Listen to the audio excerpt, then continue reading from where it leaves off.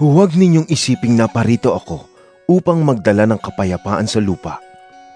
Naparito ako upang magdala ng tabak, hindi kapayapaan. Naparito ako upang paglabanin ang anak na lalaki at ang kanyang ama, ang anak na babae at ang kanyang ina, at ang manugang na babae at ang kanyang biyanang babae. At ang magiging kaaway ng isang tao ay kanya na rin mismong mga kasambahay. Ang umiibig sa kanyang ama o ina ng higit sa akin ay hindi karapat-dapat sa akin.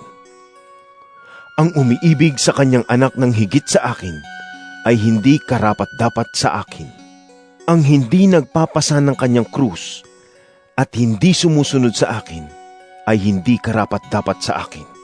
Ang nagsisikap magligtas ng kanyang buhay ay mawawala nito. Ngunit ang mawala ng kanyang buhay alang-alang sa akin ay magkakamit nito.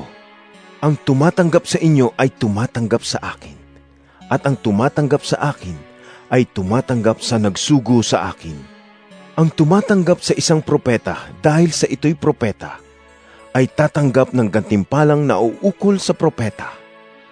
At ang tumatanggap sa isang taong matuwid dahil sa ito'y matuwid ay tatanggap ng gantimpalang nauukol sa taong matuwid. Tandaan ninyo, sino mang magbigay ng kahit isang basong malamig na tubig sa isa sa mga maliliit na ito dahil sa siya'y alagad ko, siya'y tiyak na tatanggap ng gantimpala.